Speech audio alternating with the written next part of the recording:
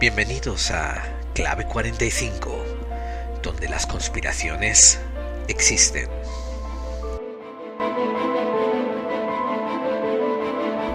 En el 2016, en la primera temporada de Clave 45, emitimos un par de programas que trataban el tema de los OPARTs, los objetos fuera de lugar, de contexto, que no deberían de estar ahí desde un ámbito histórico.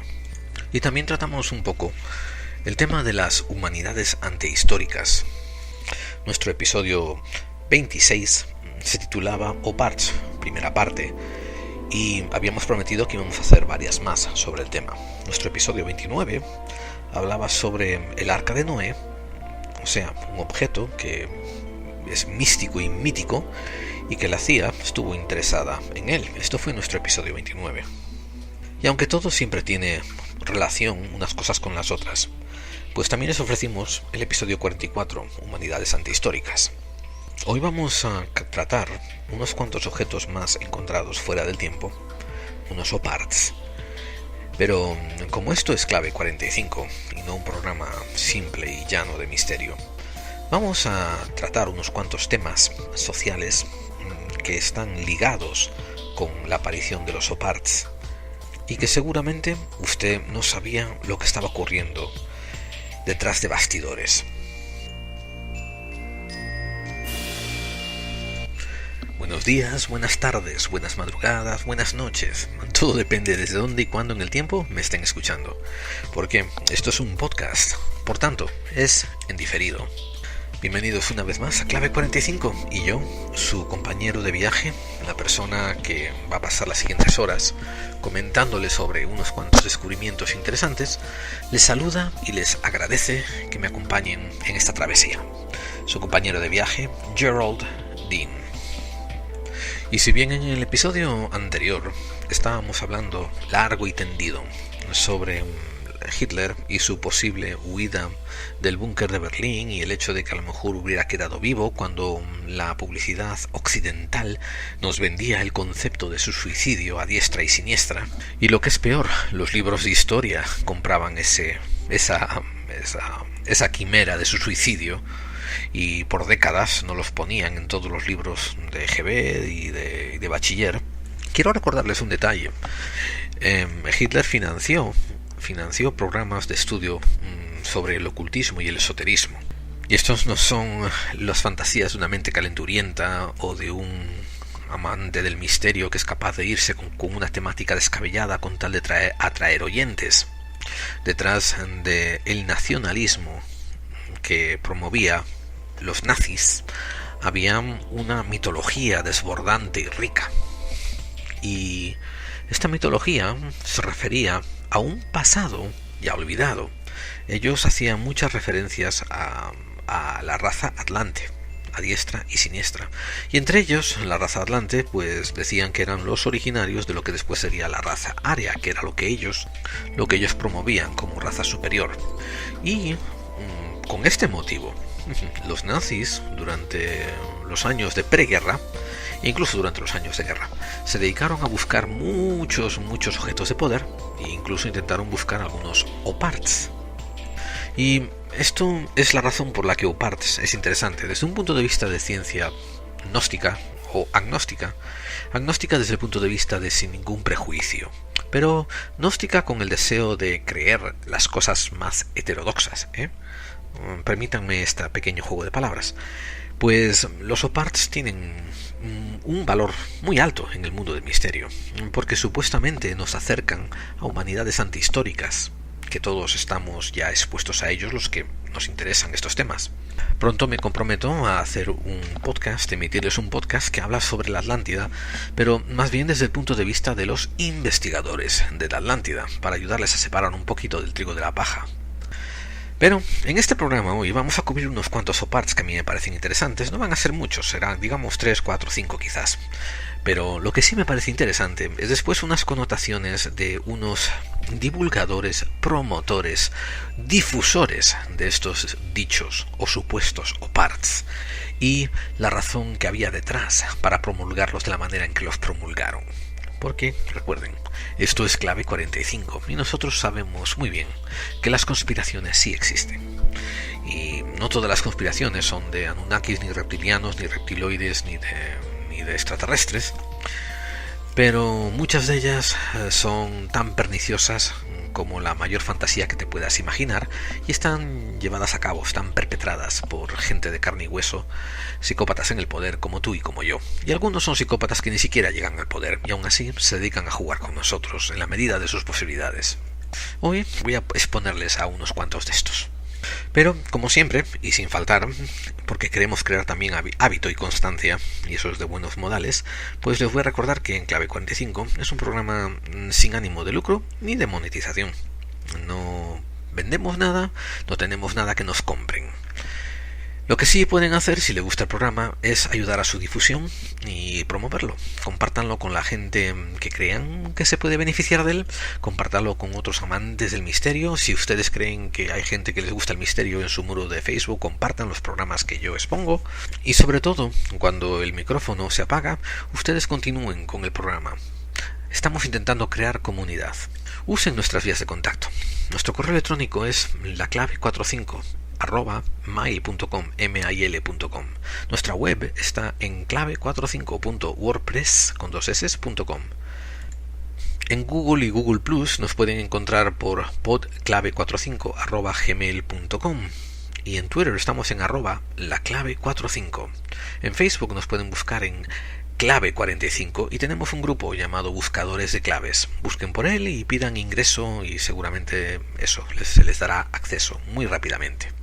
Y claro, no se olviden nuestro muro de iVoox, donde ahí tenemos gente que comenta, dialoga, expone a diestra y siniestra y se lo apreciamos muchísimo. Nosotros apreciamos el tiempo que ustedes nos dan y le estamos muy agradecidos por ello. Sin audiencia no habría Clave 45. Y bien, sacados esos pormenores del medio, pasemos pues al grueso de la cuestión, pasemos al monográfico.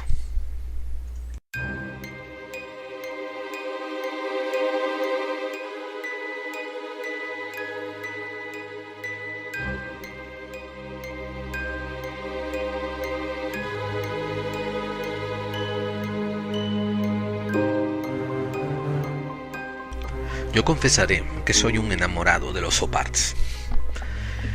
Soy tan enamorado que me molesto en investigarlos y en cuanto hay indicios suficientes para demostrar que alguno de esos OPARTs son un bulo, un hoax, una mentira, ya lo tacho, lo subrayo, lo cruzo con una raya y digo, bueno, pasemos al siguiente, por lo menos un bulo más que ya está desentrañado.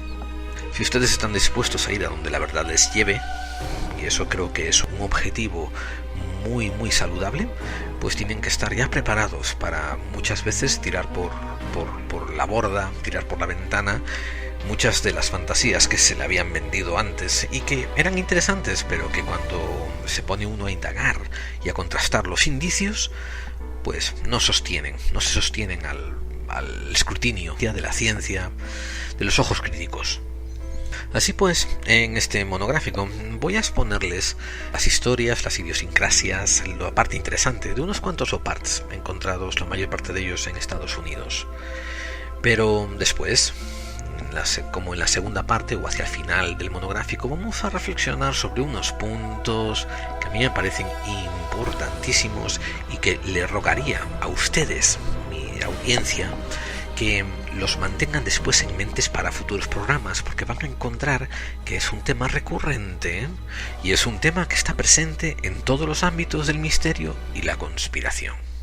El primer objeto del que voy a hablar se llama el martillo de Londres. Bueno, seamos técnicos y precisos. Se llama The London Hammer y fue encontrado en Texas. La roca donde fue encontrado este OPART fue hallada en el año 1934, en el mes de junio. Esta roca fue hallada sentada en una repisa cercana a una cascada. Esta cascada se hallaba cerca de la ciudad de London, en el estado de Texas, en Estados Unidos. La zona geográfica donde se encuentra esta cascada y estas rocas se la conoce como el Edwards Plateau, que se traduce por la planicie de Edwards. Todo ello consiste primariamente en rocas del período Cretáceo. Lo que se encontró metido dentro de la roca era la cabeza de un martillo y todavía contenía dentro, en su mitad, un trozo del mango de madera. Si esto fuese tal, si fuese un mango de martillo que fue emplazado en la roca antes de que ésta se solidificara, entonces debería de tener 400 millones de años, década arriba y década abajo. La cabeza de martillo es de metal y es más o menos de 15 centímetros. Posteriores estudios confirman que la composición de esta cabeza de martillo, de la parte metálica, consiste en 96.6% de hierro, 2.6 de cloro y 0.74 de azufre. Este martillo fue hallado por un matrimonio de la localidad. Se llamaban Max Hahn y su esposa. Ahora, la parte interesante es que a ellos les pareció curioso que un trozo de madera saliese de una roca. No estaban viendo la cabeza, esta metálica del martillo todavía. Se lo llevaron a casa. Una década más tarde, en los años 40, su hijo, Max, pues rompió la roca que tenía este manguito de madera, y ahí fue cuando apareció por fin el martillo metálico. Ahora, lo curioso es que este Opart no atrajo demasiado la atención hasta los años 80. Eso sí, ya aparecieron en libros anteriores a esto. Lo cierto es que a todas vistas, cuando se analiza visualmente este objeto, se ve como un martillo. Parece un martillo, se siente como un martillo y huele a un martillo.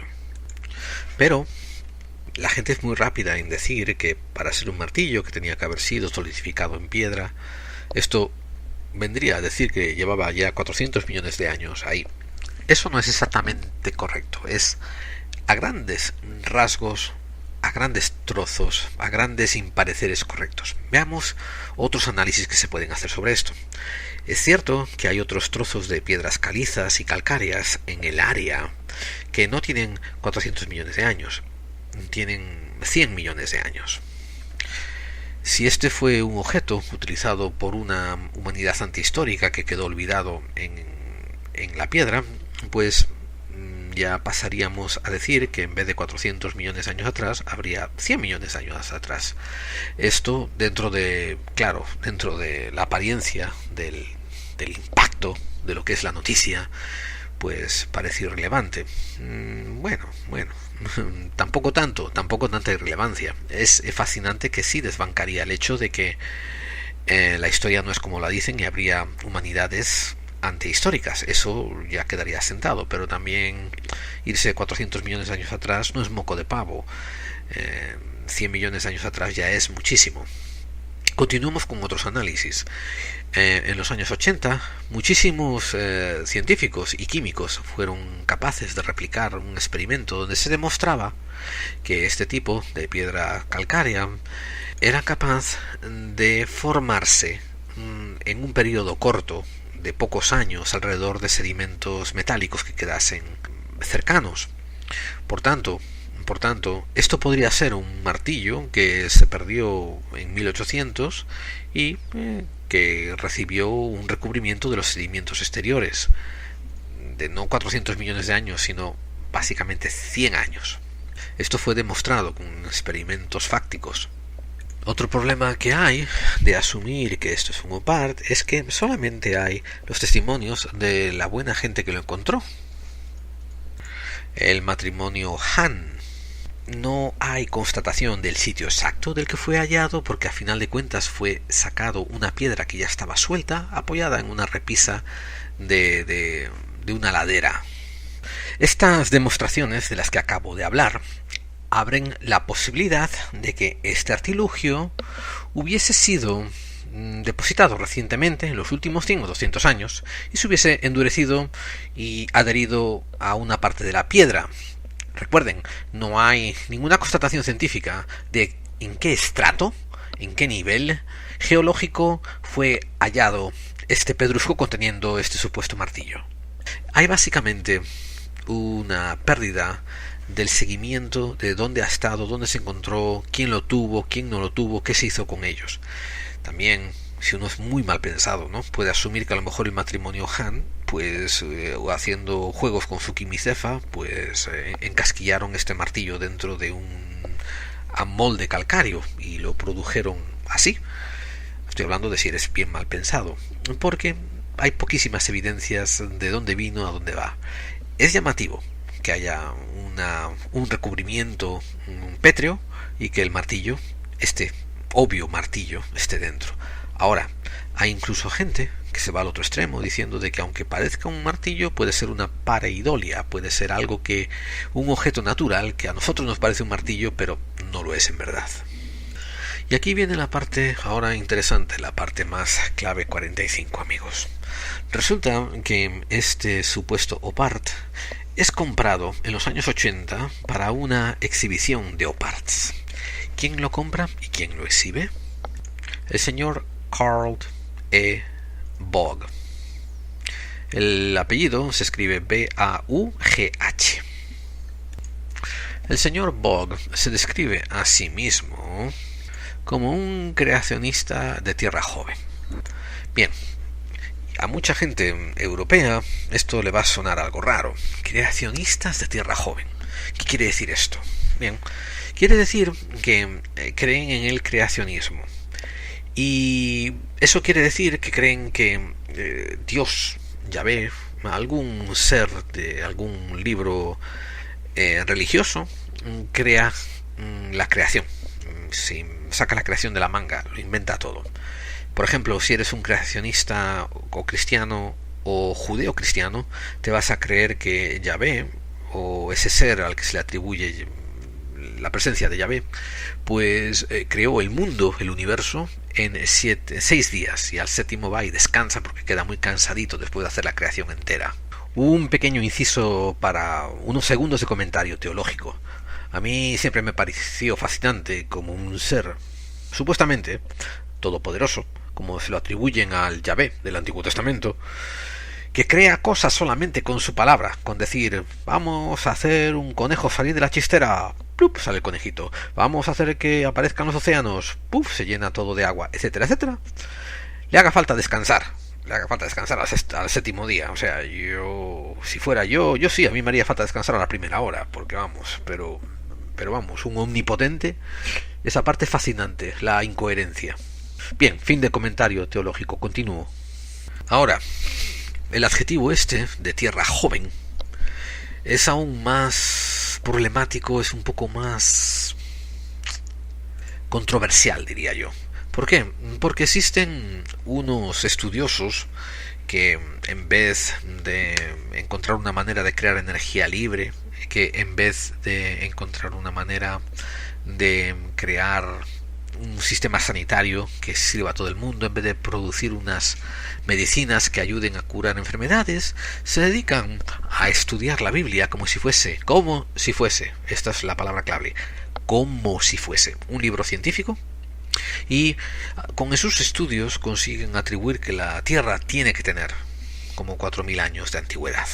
Algunos dicen que 5, otros dicen que 6. Y ellos se diferencian de los creacionistas a secas, que no se llaman creacionistas de tierra vieja, sino creacionistas a secas. Se diferencian de ellos en que los creacionistas suelen ser científicos que han entendido el sistema evolutivo, saben que el sistema evolutivo tiene sus méritos, la evolución, y siguen los parámetros de la ciencia, pero creen que al principio de todo, como un origen, hay un creador. Y estos son creacionistas. Muchos no se adhieren a las descripciones judeocristianas de la Biblia, otros sí, pero la mayoría, que se llaman simplemente creacionistas, suelen no adherirse y lo ven a la Biblia como un libro de religión y de espiritualidad, que es lo que es. Ahora, el problema que yo tengo con estos creacionistas y estos creacionistas de la Tierra joven en particular son, como he ya criticado hace unos segundos, que se dedican a estudiar la Biblia como si fuese un libro casi científico.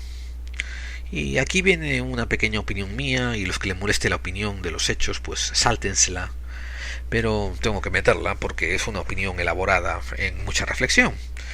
La Biblia no es un libro que te enseña a hacer cirugía, no es un libro que te enseña a recomponer huesos, la Biblia no es un libro que te enseña a hacer vacunas, ni la Biblia es un libro que te enseña a hacer un trasplante de corazón, no te enseña a bajar el colesterol, no te enseña a construir casas. Creo que la única construcción que te enseña es un poquito de una arca y otro poco de un templo. La Biblia, como libro de ciencia, no sirve, su contenido no sirve ni para hacer bromas, ni siquiera para reírse un rato, porque es aburridísimo en ese aspecto. La Biblia es un interesante libro espiritual, y así debiera de ser tomado. Y sin embargo tenemos a esta gente, por la cual yo no puedo sentir el mínimo de respeto, pero allá cada uno, ¿no?, que siguen enfocados y obcecados en tratar a la Biblia como el manual, el único manual que les hace falta en el mundo para cualquier cosa. Aquí es donde encajamos a este señor, a Carl Bogg. Para más INRI de cosas, el señor este también es de Texas. Este señor fue uno de los primeros promotores del creacionismo joven, del creacionismo de tierra joven, dentro del descubrimiento de las huellas del río Paluxy. Para la gente poco versada en este tema, hay un río cerca de la ciudad de Dallas, creo que está un poquito al norte o al sur, unas poquitas millas. Se llama un río Paluxy, que hoy en día está casi seco y es básicamente una raya en el suelo, ¿no? Pero que en su tiempo, hace muchos miles de años, pues tuvo un cauce bastante importante. Y en este río se encontraron en las piedras que supuestamente estaban en formación, o sea, hace cientos de millones de años, huellas de dinosaurios que estaban haciendo su emigración, y también se encontraron al lado de ellas huellas supuestamente de humanos. Y eso es algo que hablaremos muy en breve sobre ello. El señor Carl Bogg agarró estos descubrimientos y corrió por todas partes anunciando que los creacionistas de la Tierra joven tenían razón. Aquello era prueba irrefutable de que los dinosaurios y los hombres habían convivido. Así pues, él también fue el que agarró el martillo de Londres y empezó a exhibirlo como prueba irrefutable de las herramientas que existían en tiempos de pre-Noé. Lo más fascinante es que esto pasa a los ámbitos de televisión y radio, y se usan estos términos pre-noéticos, pre de Noé o Noé. El otro inmenso problema que hay es que el sur de los Estados Unidos todavía es inmensamente rural. Como he descrito en muchos episodios anteriores, Estados Unidos tiene unas pocas ciudades importantes y después tiene mucho pueblo rural dispersado, con poca población, entre unas distancias inmensas. Cuanto más al sur te vas, por lo general, o cuanto más disperso sea la población, tanto sea en el norte como en el sur, pues te sueles encontrar grupos más conservadores de población y a la vez más cristianos, evangélicos o creacionistas. Este señor Carl Bogg es uno de estos que, usando las redes de propagación de cristianismo evangélico, pues se junta con otra gente como ellos que incluso escuchen esto bien, tienen cadenas de televisión. Una de estas cadenas de televisión es el Trinity Broadcasting Network. No es tanto per se una cadena de televisión, sino una productora de programas que producen programas y después se los reparten a otros televisiones evangelistas. Y hablo en plural, porque en Estados Unidos de América hay muchísimas de estos programas de evangelistas en las cadenas de televisión por todas partes. En 1984, el señor Carl Bogg inició el Creation Evidence Museum, y aquí es donde me rechinan los dientes al pronunciarlo, porque se traduce como el Museo de las Evidencias de la Creación. Y hay dos problemas. El primer problema es que no existen evidencias del creacionismo. Ahora, la gente que cree en Dios y dice que todos somos criaturas de Dios, para ellos es evidencia nuestra existencia, porque obviamente, ¿no? Si nosotros existimos, por tanto somos pruebas irrefutables de que somos criaturas de Dios. Pero eso es un concepto un poco retorcido, porque lo que la ciencia necesita es decir que tal bichito, tal caballito llamado Trufita, por ejemplo, fue creado por Dios con su propia mano. Y eso sería creacionismo. No que Dios puso esto en marcha o puso aquello en marcha, porque eso sería un creacionismo indirecto, sería el creacionismo del relojero, que también es otra teoría y también tiene un cierto nivel de validez, ¿no? Que es una teoría teológica que dice que Dios fue un arquitecto que puso las reglas y después puso los ingredientes y dejó que las cosas durante millones de años se convirtieran en lo que son ahora. Eso ya me parece un poco más digno de escuchar y digno de darle crédito y digno de seguir o de estudiar o de investigar, pero no el creacionismo como que dicen los de la Tierra Joven, los creacionistas de la Tierra Joven, no ese tipo de creacionismo donde Dios agarra y dice hágase el caballo, su palabra llega para que aparezca el caballo y él agarra y lo pone en la tierra y ¡bumba! Ya hizo caballitos, que eso es básicamente lo que ellos están proponiendo. Bien, continuemos. El segundo problema es que lo que él propone dentro del museo no son evidencias. Evidencias son casi equivalentes a pruebas. Lo que él debiera llamarlo sería museo de los indicios de la creación, porque quizás podrían darse apoyo como indicios. Otro problema que tienen esta gente, y no crean que estoy siendo prejuiciados por la religión en sí, otro problema que tienen esta gente es que ellos tienen ya el objetivo, han encontrado a dónde quieren llegar, saben que quieren llegar a la promulgación de la existencia del creacionismo y a ser posible el creacionismo literal de la Biblia, es decir, esto se hizo en 6 días. Ellos saben cuál es el objetivo al que quieren llegar y entonces lo que hacen es usan todos los medios como cuñitas que pueden meter para reforzar la teoría a la que ellos quieren llegar al final. Por tanto, el señor Carl Bogg abre este museo y empieza a traer el martillo de Londres, escayola y marcas sacadas del río Paluxy, un montón de oparts más, muchos de ellos cuestionables, y los pone en el museo como evidencia de la creación. No solo eso, se sacó 3 o 4 libros también hablando de por qué la evolución es errónea y otra cosa también que es para doler cabeza y nunca curártela no importa cuánta aspirina te tomes, es que estos fanáticos creacionistas agarran todos los argumentos que hay científicos e intentan desbancarlos haciendo argumentos retardadísimos, haciendo argumentos que no se sostienen. Porque, una vez más, ellos ya saben a dónde quieren llegar y no le importa si usan argumentos de falacia o si usan argumentos ciertos para reivindicar lo que ellos quieren reivindicar.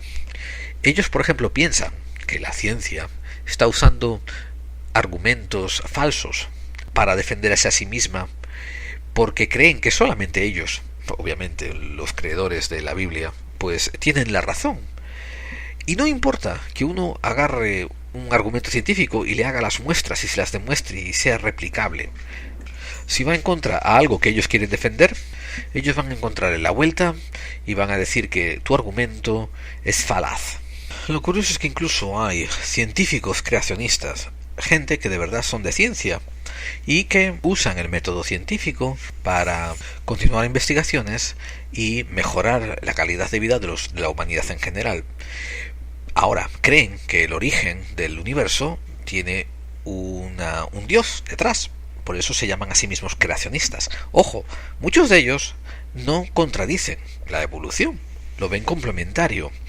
Muchos de estos científicos, que algunos son creacionistas, han criticado todas estas afirmaciones que ha hecho el señor Bogg desde que empezó a tomar relevancia y a aparecer en la palestra.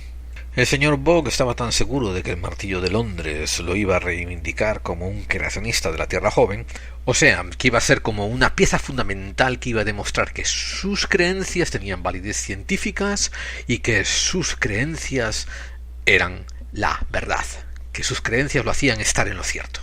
Como digo, estaba tan seguro de esto que metió a pruebas en laboratorios independientes. Gran error para cuando estás movido por la fe y eres ciego a las evidencias delante tuyas, porque volvió con un reporte escrito por el Dr. J.R. Cole, que escribió, y esto lo estoy citando literalmente: la concentración de piedra es real, y aunque a mucha gente que no le sea familiar a cómo funcionan los procesos geológicos le puede parecer impresionante, pues tiene su origen natural.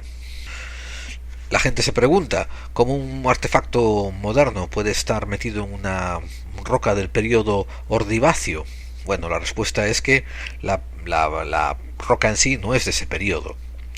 Los minerales y el agua se endurecieron alrededor de un objeto intrusivo que había sido depositado posiblemente en una de las grietas cerca de la superficie, y ahí se produjo una reacción química que endureció roca alrededor de la piedra. Ahora, amigos, yo no vengo a decirles, ¿no?, de que el martillo de Texas no sea un opart verdadero. Vengo a decirles que no hay una custodia clara y verificable de su origen, de su aparición, de dónde fue encontrado. Hay un testimonio anecdótico de la familia que lo encontró. Y después, por desgracia, para el martillo en sí, fue blandido, fue esgrimido como una prueba por un fanático semidescerebrado. Ya sé que mucha gente le ofende que yo use términos así, pero se trata de llamar a las cosas por su nombre. Cuando te comportas así como una persona que quiere negar la evidencia en pos de una fe que tú tienes, a mí tu fe me importa un carajo, porque tu fe es para que la tengas en casa a la hora de comer, no que se la andes enseñando a los demás como si fuese la pilila de un exhibicionista. Entre algunos círculos americanos hay una frase muy buena que dice que tu religión tiene que ser como tu ropa interior, para que si la vas a enseñar, la enseñes en casa y solamente a aquellos que te la quieran ver. Bien, yo soy bastante conocido por mi vehemencia en opiniones. Les aclaro una vez más que es complicado mantener el ánimo no alzado y no soliviantado cuando se trata de temas de esta manera, y uno está solo dejando que sus pensamientos se le escapen por la boca, porque frente a otra gente, frente a compañía, quizás me puedo mostrar tremendamente cortés y comprensivo, pero a fuero interno, honestamente, esto es lo que estoy pensando, así que de vez en cuando se me escapan en los podcasts. Bien, continuemos pues con el tema que estamos tratando, que son oparts y el virus de los creacionistas. Así que el martillo de Texas, fuese o no fuese un opar verdadero, ahora está en manos de desinformadores y de fanáticos, aunque hemos tenido la suerte de que algunos científicos han podido determinar que no se trata de un opar de la manera en que nos lo describen esta gente de fe. Continuando con la temática de creacionistas y oparts, nos encontramos con las huellas del río Paluxy. Y muchos de los oyentes ya más avezados estarán hartos y sabrán del tema incluso más que yo, lo cual no es difícil. El río Paluxy es básicamente un lecho de río, y todavía queda riachuelo, que está en el estado de Texas, en Estados Unidos de América. La localización específica se llama Glen Rose y está cerca de la ciudad de Dallas. Aunque si me voy a poner técnico, tengo que aclarar que está más cerca de Fort Worth que de Dallas. Y al decir cerca, estamos quizás diciendo algo así como 50, 100 millas. Esta área en Glen Rose tiene fama por un parque estatal, un parque de preservación, que se llama de hecho el Parque del Valle de los Dinosaurios, Dinosaur Valley State Park.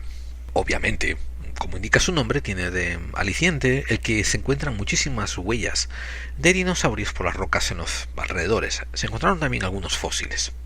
Tienen una página web incluso muy bonita y bastante bien documentada. Lo curioso es que si te vas a la página web casi no se menciona, yo no he encontrado ninguna mención a las huellas del río Paluxy. Ahora, esto no quiere decir que no existan. Yo he visto las fotos, la documentación, y creo que hay huellas de dinosaurios impresas en la roca solidificada y que se ven muy claramente. ¿Dónde surge la polémica? Bueno, una serie de huellas, un grupo particular de huellas, cuando la gente los estudia, los mira de cerca, encuentra que hay otras huellas chiquitas a las que se le atribuyen forma de pies de seres humanos calzados. Una gran cantidad de las huellas de saurios que se encuentran en el río Paluxy han sido formadas cerca del período Cretáceo. Esto es relativamente fácil de discernir y de atribuir. En los años 30, un individuo por el nombre de Roland T. Byrd, el apellido es B-I-R-D, pues en el río Paluxy excavó y sacó del río Paluxy huellas de dinosaurios y las mandó al American Museum of Natural History. No se sabe con precisión cuándo el concepto de las huellas de seres humanos al lado de las huellas de dinosaurios empezó a tener relevancia. Se sabe que en los años 70 dos creacionistas llevaron a cabo un film, una película llamada Las huellas en las piedras, Footprints in Stone, y hablaban de la importancia de las huellas de los seres humanos al lado de las huellas de los dinosaurios en los sedimentos del río Paluxy. Las huellas de los seres humanos que supuestamente anduvieron al lado de los dinosaurios, y déjenme aclarar esto una vez más por si acaso alguien no sabe estos detalles antropológicos. En teoría, los dinosaurios se extinguieron varias decenas de millones de años antes de que aparezcan los homínidos erguidos y en dos piernas, o sea, el ser humano como lo conocemos hoy, el Homo sapiens o sus antecesores, el Cromañón, el Australopithecus, el Pithecanthropus, etcétera, etcétera, etcétera. O sea, cuando llegaron los hombres erguidos, los dinosaurios ya no estaban. Estoy parafraseando el cuento de cuando se despertó el dinosaurio todavía seguía allí. Pero las supuestas huellas de los seres humanos, que no, en teoría, según la ciencia, que no pudo haber ocurrido, no pudo haber existido, siendo coetáneas de los dinosaurios, no pudieron haber dejado las huellas al mismo tiempo. Eso no quiere decir, amigos, ¿no?, que los creacionistas estén diciendo que un humano estaba paseando en ese momento, hace 65 millones de años, con un dinosaurio en un collar, como si fuese un perrito. Ni que los dos eran amigos y iban a charlando de una película. Quiere decir, obviamente, que primero pasó un humano y unos meses después pasó un dinosaurio o algo así, y ambos dejaron sus huellas en el mismo lugar, quizás incluso entre años de diferencia, pero los quieren poner en el mismo periodo geológico, y eso es improbable. Por ahora no hay pruebas de que sea así. Sin embargo, una vez más, volvemos a la lógica creacionista, que está basada en un libro de fe, y entonces ellos, en vez de buscar a donde lo llevan las pruebas, intentan meter las pruebas a donde ellos creen que está la verdad. El proceso totalmente reverso a encontrar la verdad, y acaban haciendo cosas como estas. Acaban haciendo cosas como, por ejemplo, repito, en los años 70, excavar las huellas de lo que ellos creen que son los humanos al lado de las pisadas de dinosaurios y meterlos en museos creacionistas, usarlas, esas cosas que han excavado y removida de este parque nacional, usarlos como ellos dicen supuestas pruebas. No dicen supuestas, ellos dicen pruebas irrefutables. Yo le añado el supuestas, ¿no? Yo creo que son indicios en todo caso, pero bueno, lo usan para crear sus libros, sus materiales de prensa, sus artículos de difusión, y decir que esto es prueba irrefutable del creacionismo y que ocurrió como lo dijo la Biblia.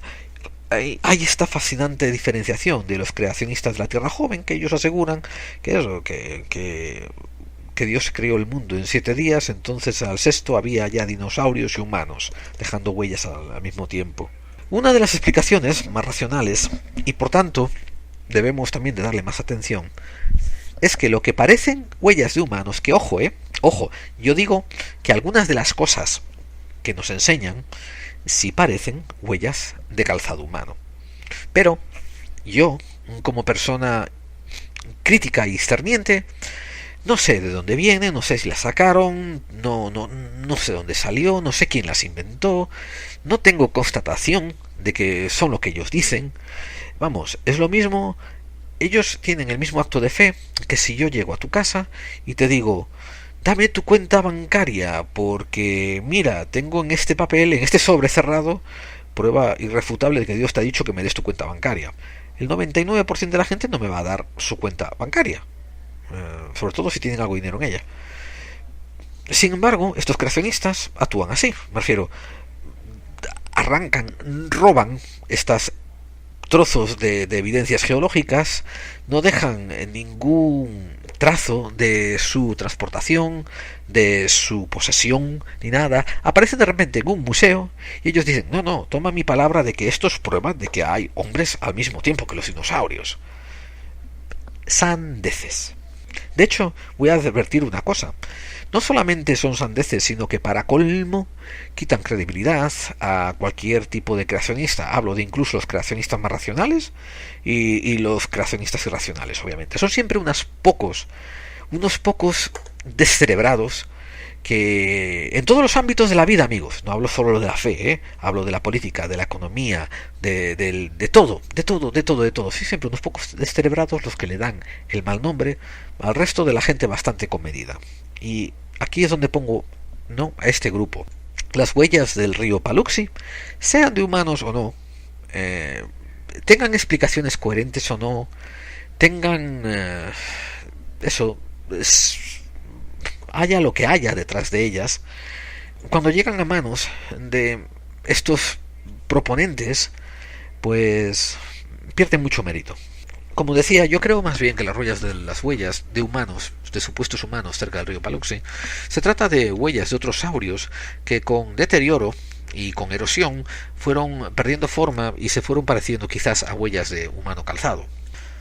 En los escritos de John Murray sacamos un excerpto, un trozo que nos dice: las acusaciones han llegado de muchas partes. Los escépticos dicen que esto no son huellas, sino que son como escarbaciones, que son como cosas escarbadas en las piedras para asemejar huellas.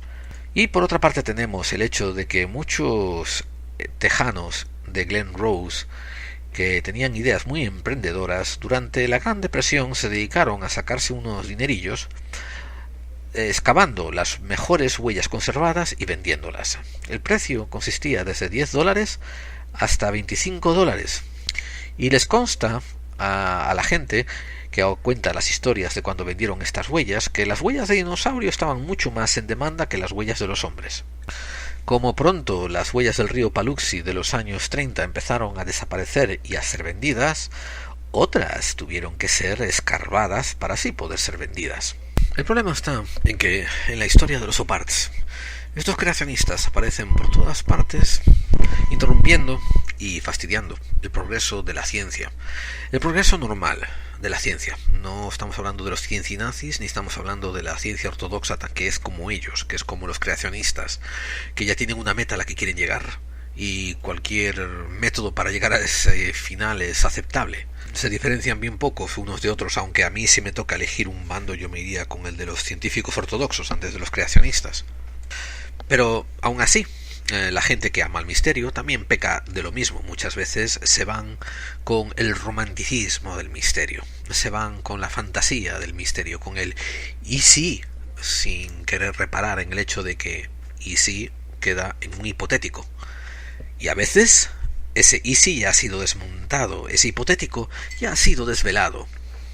Por ejemplo, en el libro clásico de Michael Cremo y Richard Thompson, llamado Forbidden Archaeology o Arqueología Prohibida, y esto lo pueden buscar incluso en librerías digitales, que los pueden encontrar, es un tocho grandísimo. Pues Michael Cremo hace el argumento cuando habla de los cráneos de calaveras. Los cráneos de calaveras fueron unos hallazgos por allá por 1860.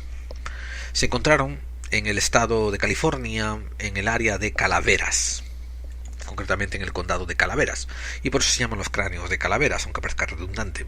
Cuando estas calaveras fueron descubiertas y fueron llevadas a investigar, se adosó un atestado diciendo que venían de un estrato arqueológico, un estrato geológico determinado, y basado en esta información se decía que las calaveras eran de un hombre que había vivido en el Plioceno.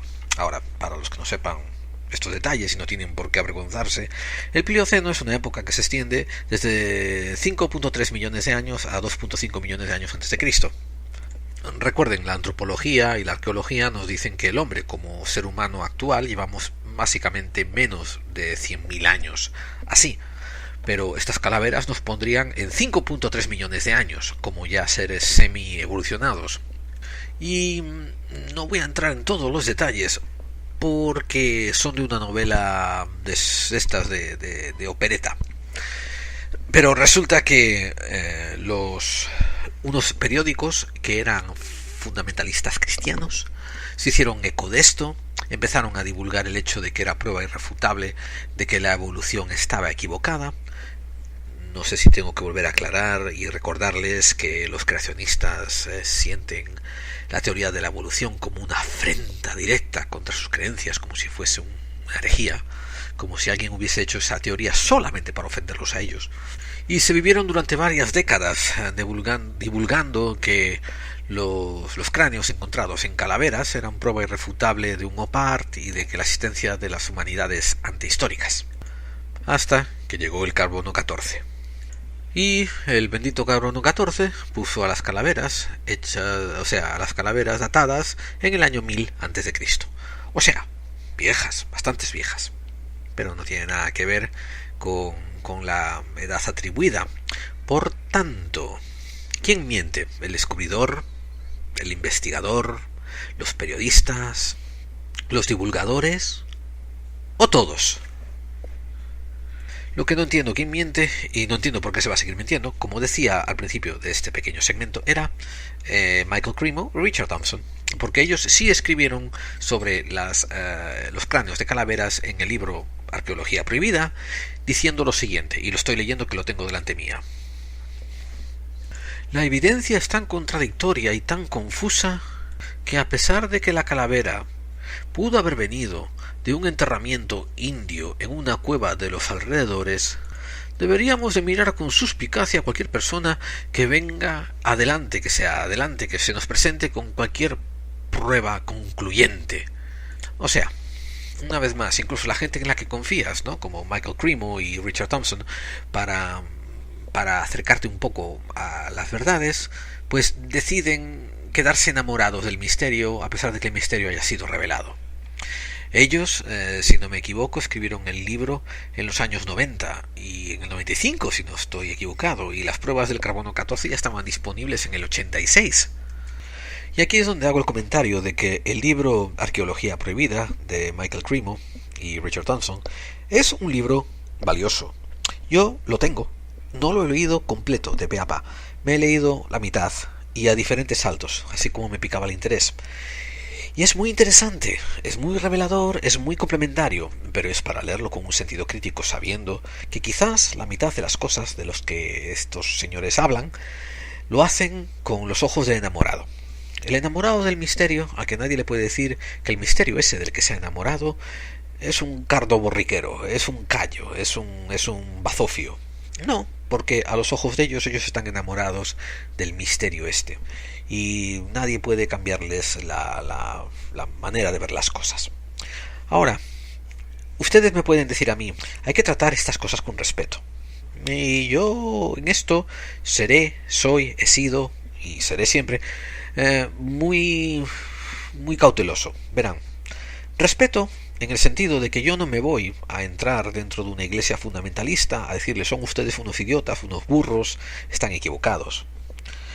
Pero sí quiero defender y promover mi respeto a poder expresar mi opinión basándome en lo que he investigado, lo que he descubierto, y decir que las creencias, las opiniones o las tendencias de otra gente, otro grupo, son erróneas. Y en eso yo no cambio mi manera de pensar y sí encuentro matices a lo que la gente dice de ofrecer respeto.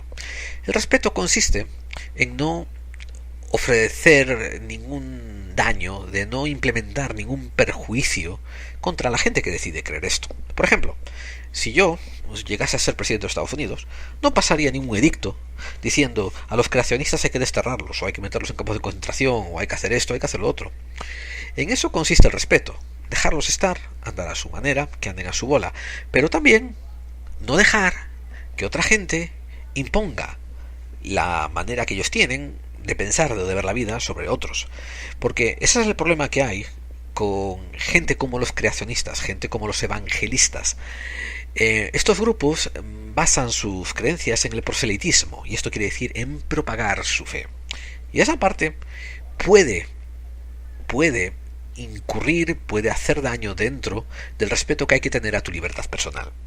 Si yo digo, por favor, no quiero oír más de lo que la mierda que me estás vendiendo, los otros tienen que dejarte en paz y callarse la boca, y tú tienes que tener el derecho a que los otros no te sigan vendiendo la basura que tú no quieres oír. Y, así como ellos se profesan creedores de esa fe, y nadie debiera discriminar contra ellos, ni tampoco desearles mal ni ejercerles ningún mal, solamente porque profesan esa fe, a mí no se me debe de tampoco prohibir ni interrumpir mi proceso a descubrir las verdades y llegar a los puntos que yo quiero llegar, ya que para mí esto es tan importante como para otras personas son sus fes religiosas.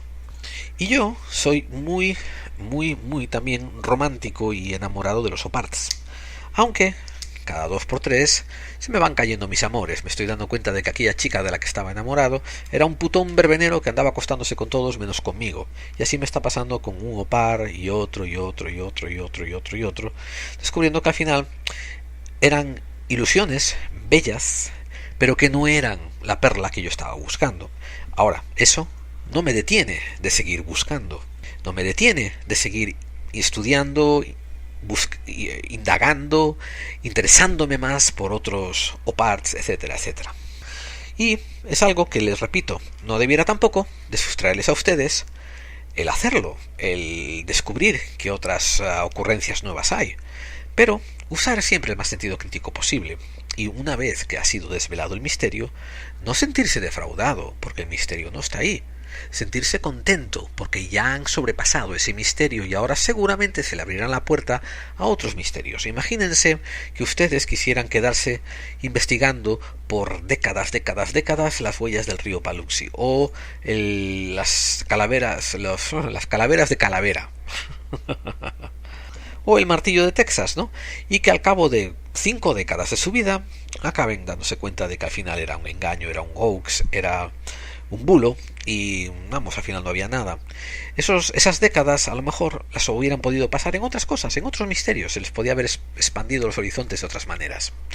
Y ojo, yo no estoy siendo binario, yo no les estoy diciendo a ustedes de que ya que descubrimos que hay un bulo, el misterio son todos pamplinas. Ya que hemos descubierto que una persona engaña, todo lo que se nos presenta en misterio son engaños. No, les estoy diciendo de que hay misterio, pero hay gente que son unos cabrones bastardos intentando perseguir su agenda sin importar pisar a quien sea.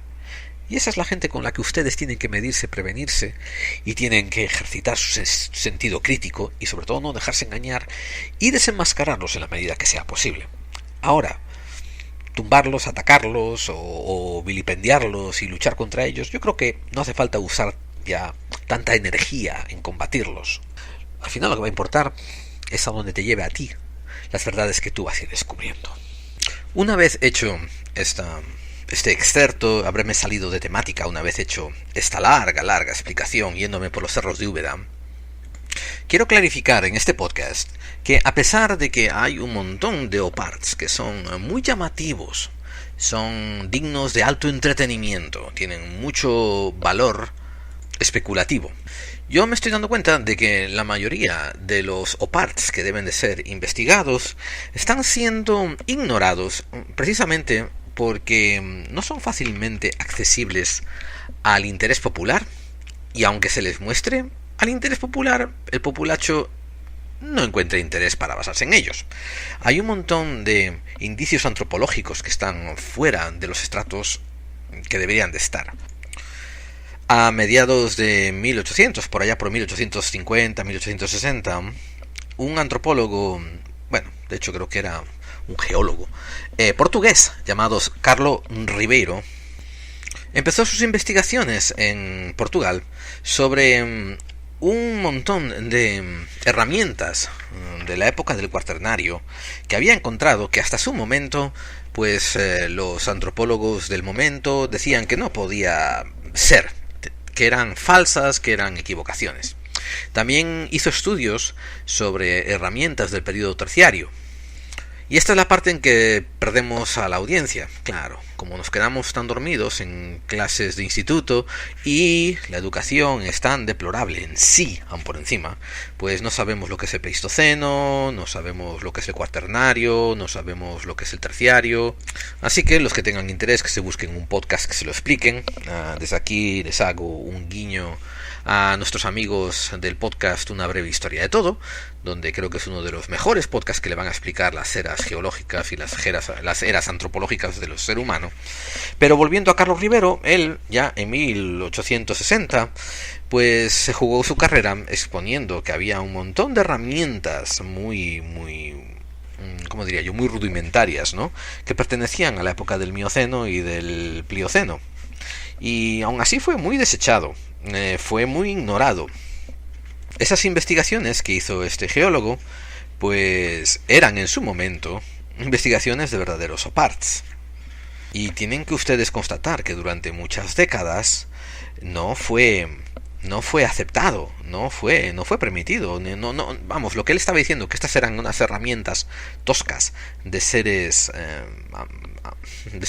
ante Homo sapiens, pues no era aceptado por la comunidad científica. Y tuvo casi que esperar hasta 1880, una vez más. Si ustedes quieren recordar el episodio que hice sobre las cuevas de Altamira, que de hecho fue en el episodio número 12 de la primera temporada de Clave 45, y no trataba sobre las cuevas, trataba sobre el abuso al que el descubridor de las cuevas había sido sometido por la comunidad científica. Ahí van a ver que les hablo de dos figuras que aparecen también vinculadas con el criticismo hacia Carlos Rivero. Una era Cartialac y otro era Mortillet. Estos dos defensores, Cartilac y Mortillet, del status quo, de la ortodoxia, pues fueron bastante peleones contra las ideas que estaba exponiéndolo Carlos Rivero. Pero eventualmente pues le dieron validación, supongo que porque de cierta manera ya tendrían remordimiento de que ya habían matado a un gran descubridor, a Marcelino Sáenz de Santuola.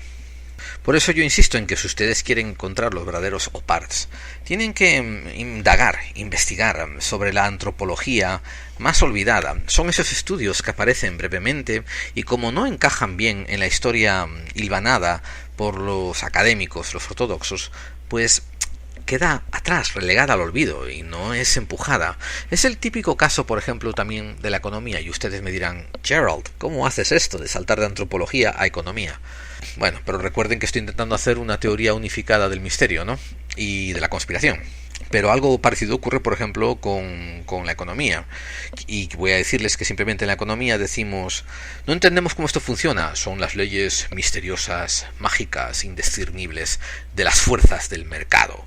Y lo dejamos ahí, sin tener en cuenta de que no se trata del mercado, se trata de unos cabrones que están detrás del mercado, que están manipulando las fuerzas que mueven esos mercados, pero no hacemos estudios para descubrir quiénes son, cómo funcionan y hacerlos que funcionen a nuestra manera, porque por ahora están beneficiando a los de siempre. Y parecido ocurre también dentro de la ortodoxia y la academia, donde se están escribiendo libros, se están haciendo publicaciones, se están sentando cátedra. Y claro, cuando algo sale que es asombroso y que a la gente amante del misterio y amante de los descubrimientos nuevos nos parece fascinante, sorprendente, nos parece que hace un cambio de rumbo, esta gente que están cómodas escribiendo sobre algo que ya está manido, machacado y súper repasado, pues les parece un incordio. Y con ignorarlo es suficiente para que se empiece a enterrar. Y después, claro, la masa, la gente de andar a pie, de la calle, la gente que no acabó la ESO o no acabó, ¿cómo se diría?, el bachiller, que eso era de mis tiempos, y que ahora están ocupados con sobrevivir cada día, con intentar aspirar a ser mileurista y que no saben cómo van a llegar a final de mes, pues estas son preocupaciones muy pequeñas comparadas con no poder poner pan en la casa. Dentro de esta antropología oscura les recomiendo, si a ustedes les interesa, que investiguen a Fraudenberg. Su nombre completo es Wilhelm Fraudenberg, se lo voy a deletrear. El primer nombre es Wilhelm y el apellido es Freudenberg, y que era un geólogo alemán que ya por 1915, 1920 más o menos, donde él postuló la existencia de un hombre que lo llamaba el hombre del terciario y que en la etimología, creo que latina o griega, lo llaman Paleoanthropus. Otro investigador se llama Davidson Black, Davidson Black. Y Davidson Black es un doctor canadiense que vivió en Pekín durante varios años. Él se unió al Rockefeller Foundation. Toma ya conspiración, toma ya una manera de complicar las cosas, ¿no? Y por allá por 1926, 1930, pues fue cuando hizo el descubrimiento del sinantropo. Claro, estando envuelto la Rockefeller Foundation, pues esto llegó a algunos lares, se expresó en algunos sitios, pero después quedó relegado un poquito fuera de los libros de investigación. Tienen también a otro descubridor llamado Louis Leakey, L-O-U-I-S, y el apellido es L-E-A-K-E-Y. Y este fue el descubridor de los cráneos de Canjera y la mandíbula de Canam. Y Canjera se deletrea K-A-N-J-E-R-A y Canam es K-A-N-A-M. Estos son todos artículos que la gente que quiere investigar cómo la antropología no funciona de manera lineal, cómo la evolución anda dando saltos y quieren pillar unos datos constatables, aquí, amigos, aquí tienen los verdaderos OPARTs. Indaguen como por ejemplo los investigadores Robert Broom y J.T. Robinson, y se escribe Robert R-O-B-E-R-T y Broom es B-R-O-O-M, mientras que Robinson es R-O-B-I-N-S-O-N. Pues en los años 40, entre el 40 y el 50, descubrieron el Paranthropus y el Telanthropus. Fue unos descubrimientos en las cuevas de Swartkrans, en Sudáfrica. Entonces, ustedes ahí se empiezan a indagar en estos otros parts antropológicos. Sí se van a dar cuenta de que la historia de la evolución, aunque la intentan simplificar y decir que fuimos en una progresión de esto al otro, del otro a aquello, de aquello a aquello de más allá, pues no es así. Es más bien un montón de saltos extraños en los que intervienen tres factores: la geografía, el tiempo y la distancia geográfica. Y estos hallazgos antropológicos, cuando se miran bajo el microscopio, uno se da cuenta de que no pertenecen a una continuidad de evolución, pertenecen a saltos extrañísimos. Y ahí está otro de los OPARTs más tremendos. Y, sin embargo, repito, una vez que ustedes, en su afán de mirar YouTube, ya sé que ustedes no tanto porque son audiencia de clave 45, pero la gente en general, en su hambre de mirar y consumir programas de YouTube donde les entretienen con cositas de misterios y misteriosas, pues les cuentan que, mira el martillo este que fue encontrado bajo no sé cuántas sacos de tierra, mira esta campana, mira estos discos, mira estos platos con unas inscripciones extrañas. Ustedes están perdiendo de vista el hecho de que, aunque todo eso está muy interesante, la antropología en sí, la línea que nos lleva a ser Homo sapiens de hoy en día, está quebrada y merece ser estudiada en mucho detalle, con mucha profundidad. Es un misterio inmenso y fascinante. Y lo que quiero abrirle los ojos es que la información está ahí. Cuesta traerla a la palestra, cuesta traerla al frente, cuesta abrir los ojos a ella y sobre todo cuesta interpretarla, porque hace falta conocimientos científicos. Pero eso no nos excusa para decir, no, lo siento, yo no soy capaz de hacer eso. Bueno, si no eres capaz de avanzar y progresar, estás muerto, así que por favor entiérrate. No podemos usar nunca esa excusa, y yo me reboto mucho contra gente que habla eso. Me respeto mucho más a la gente que dice, bueno, ahora no puedo, ojalá que más adelante pueda investigar sobre esto, ojalá que más adelante pueda indagar sobre aquello.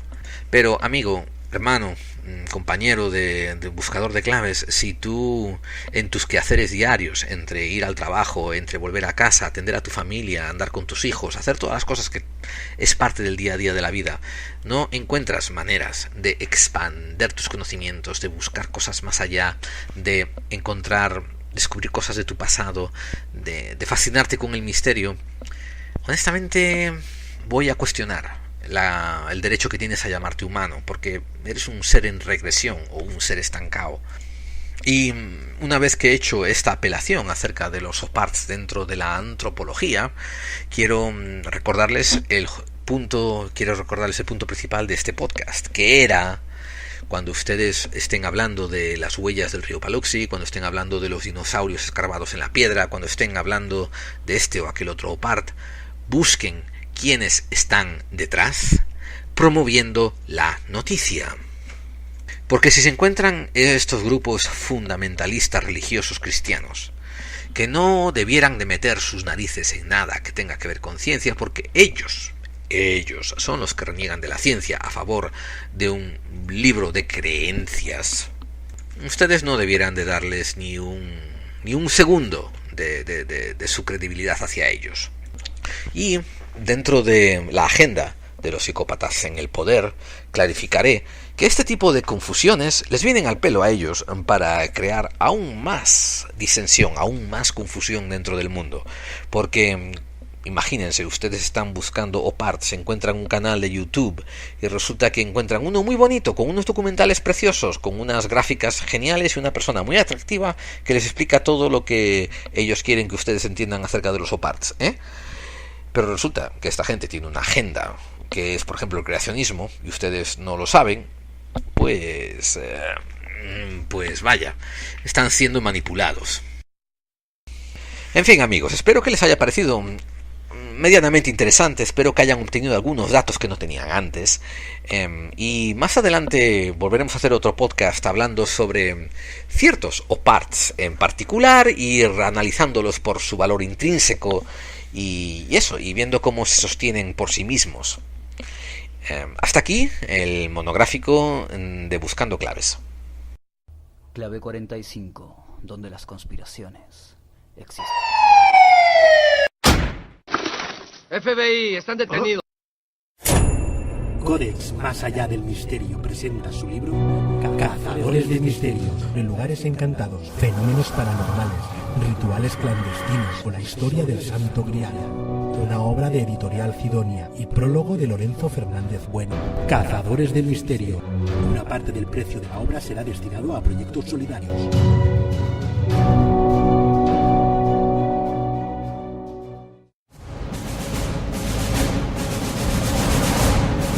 TD LD Radio. Except for the sound of true Beulah bells.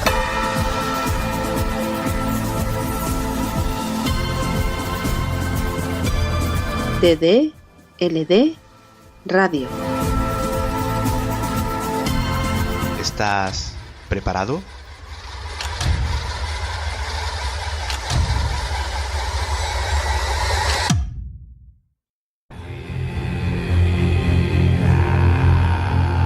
¿Te gusta el misterio? ¿La ciencia? ¿La vida extraterrestre y las conspiraciones, pero de una manera objetiva y bien documentada? Pues no te pierdas Enigmas al Descubierto, un programa interactivo donde podrás ver todo eso que estamos comentando a la vez que escuchas. Enigmas al Descubierto, un viaje a las profundidades del misterio.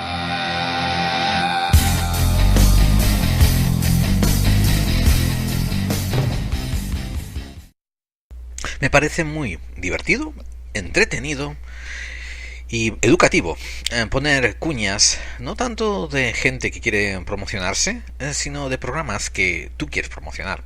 Y por tú quiero decir yo mismo, ¿no? En este caso, consideren eso una parte de misterios recomendados, esas poquitas cuñas que meto ahí, que son programas que tengo a bien recomendar, porque son programas que yo mismo escucho. Ahora, eso no evitará que de vez en cuando alguno de estos programas tenga un episodio que me impacte particularmente, pues hablaré de él también en Misterios Recomendados.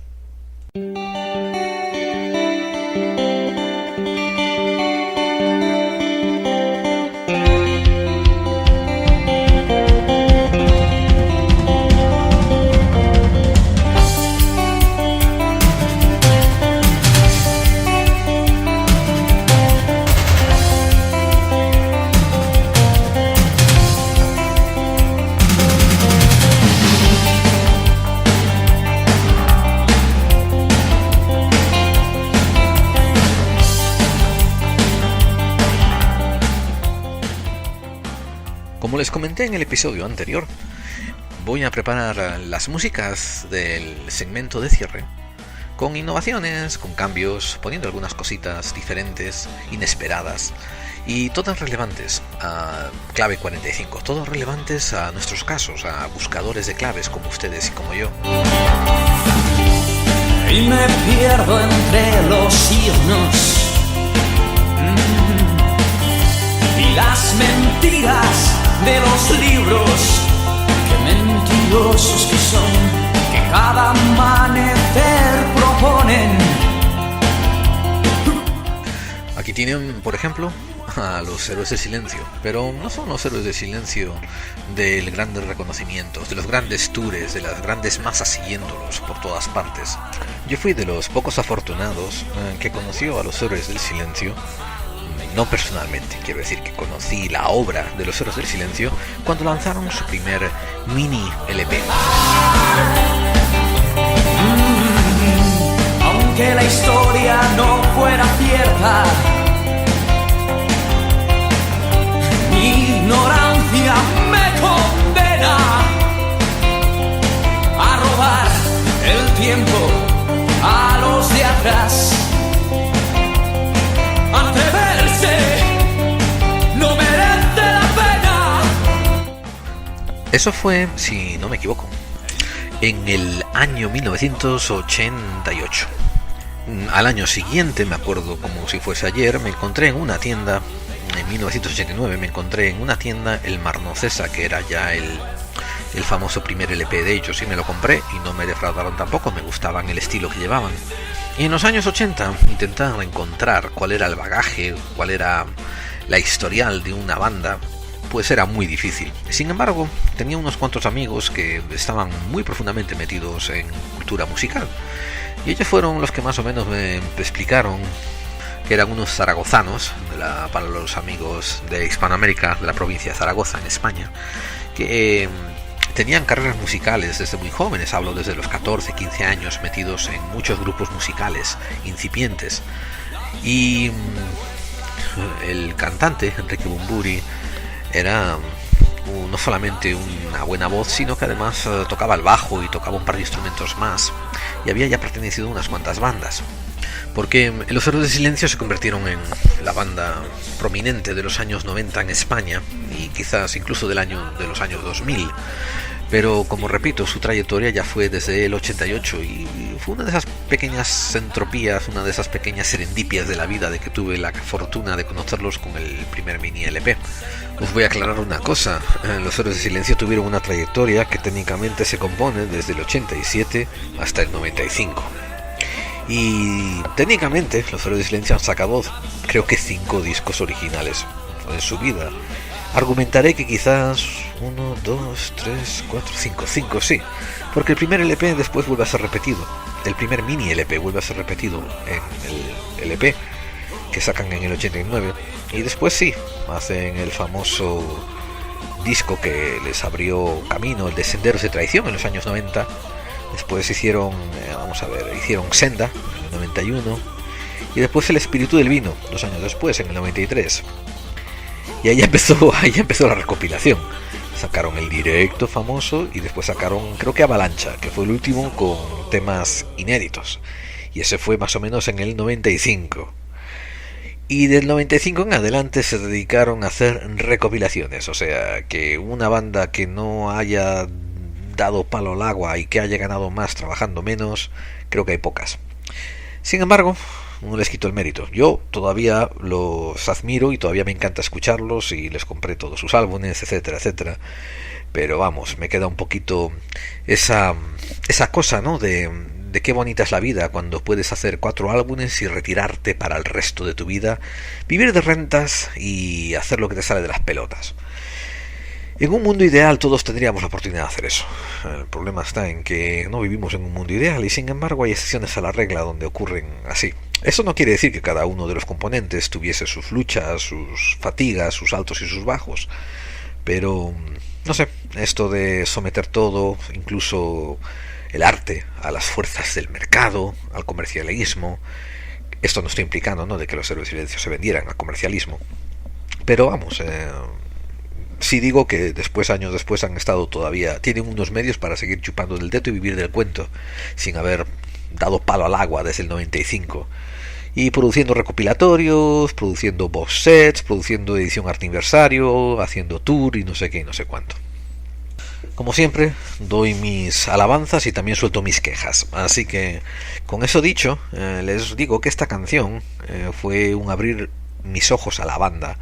Porque sí, sonaban bien y tal, eran placenteros, el cantante tenía muy buena voz, tenía muy buen rango de vocales, podía ir de muy bajos y muy altos y tenía mucha personalidad en su voz expresada.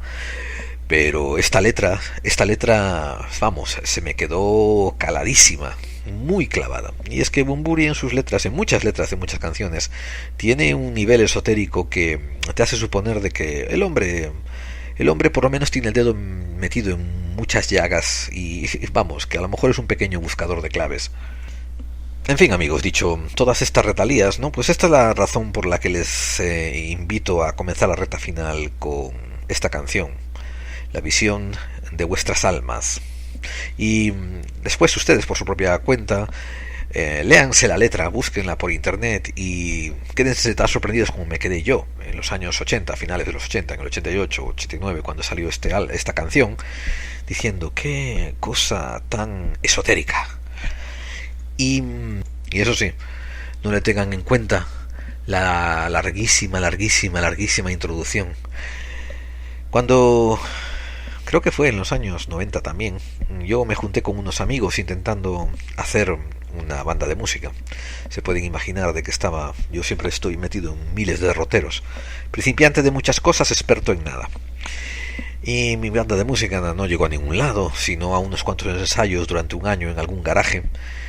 Y teníamos un batería, teníamos un semi-guitarra y yo, que hacía un poquito de lo que me dejaban, como pandereta, castañuelas o lo que fuera, estoy de broma.